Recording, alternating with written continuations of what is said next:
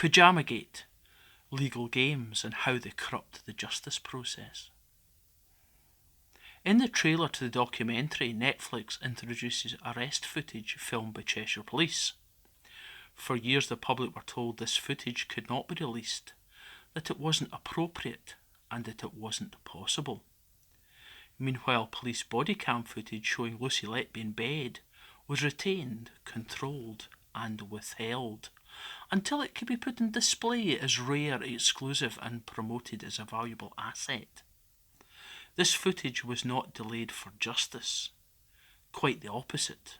It was delayed for impact and drama. In a public climate where even The Sun is now reporting that over 75% of its readers believe Lucy Letby should be retried, a clear sign that doubt about the conviction has moved firmly into the mainstream. Now we know why only fragments of arrest footage and police interviews were ever shown. The material was kept back so it could later be marketed as never seen before, complete with eerie music and dramatic framing. That is not transparency, that is product design. In the art world, value is created by scarcity. You limit circulation, withhold material, wait while interest grows, then release it as exclusive. 1 of 50 is worth more than 1 of 500. Rarity creates demand. That same logic appears to have been applied here to publicly funded trauma. This footage was created using public money. The public repeatedly asked why it was not released. Now appears repackaged and sold as a premium asset to a streaming platform. We paid for the cameras, we paid for the investigation, and now we are being asked to pay again to watch voyeuristic footage of a young woman filmed in her bed. Cheshire Police often claim deep concern for parents' feelings. That phrase is used repeatedly to justify secrecy, to limit scrutiny, and to shut down uncomfortable questions. But that claim collapses the moment you look at what they have actually authorised.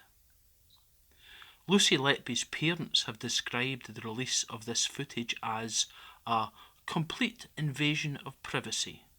They say that they would not watch the documentary because, in their words, it would likely kill us if we did. They were not even told the footage would be used. They found out via Lucy's barrister. At the same time, the parents of the babies are repeatedly invoked as a moral shield, while their children are turned into narrative devices in a dramatic production consumed by millions. If Cheshire Police were genuinely thinking about parents' feelings, on their side, this footage would never have been released in this way. Because trauma does not become ethical when it is televised, neither does it become respectable when edited, scored with music, and sold as never seen before. The consequences of the trauma to Lucy Letby's parents and the baby's parents does not appear to have occurred to Cheshire Police. And this brings us to PyjamaGate, where policing, prosecution and manipulating the media meet. In the trial of Lucy Letby, the prosecution moved between different arrests, moments and descriptions of what Lucy was wearing, without clearly separating them. Timelines collapsed, references were shifted, context was blurred. Lucy said she was in her pyjamas. Nick Johnson said she was not, and then he used that to suggest she was lying. The jury were not technically lied to, but they were misled. They were left in a fog from which the manufactured conclusion emerged. She lied. That is the nasty little game that was played with Lucy Letby's freedom, and PyjamaGate was not an isolated incident. The same tactic was used in the so-called Go Commando exchange: confuse, embarrass, destabilise, and then character attack. Johnson told the court that Lucy sending a smiley face meant that she must have understood the sexual reference. That inference was false. Yes, it was used to humiliate and to suggest dishonesty. Again, ambiguity was weaponised, embarrassment was weaponised, and credibility was undermined without evidence. Saying nothing technically false, while knowing the listener has been tricked into believing falsehoods, should not be allowed, especially when someone's liberty is at stake. In Lucy's case, it no doubt contributed to lifelong imprisonment.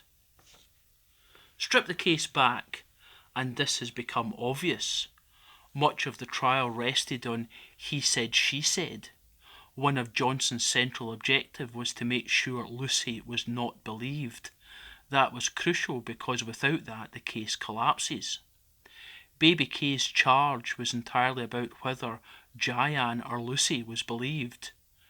Jairam's account was the only evidence. There was no independent corroboration, no proof Lucy was even there.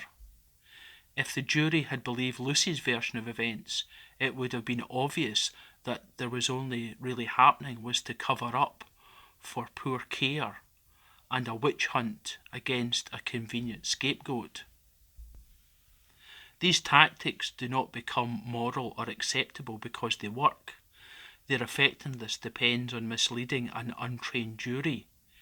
If we call that a game, then it is cheating. Calling it advocacy does not change the reality. Jurors are ordinary people. They are not trained to spot shifting references, collapsed timelines, or semantic sleight of hands. That imbalance of power creates responsibility, not license. This is precisely where Judge Goss should have intervened in accordance to the rules of his own courtroom. He was not paid to referee a clever contest.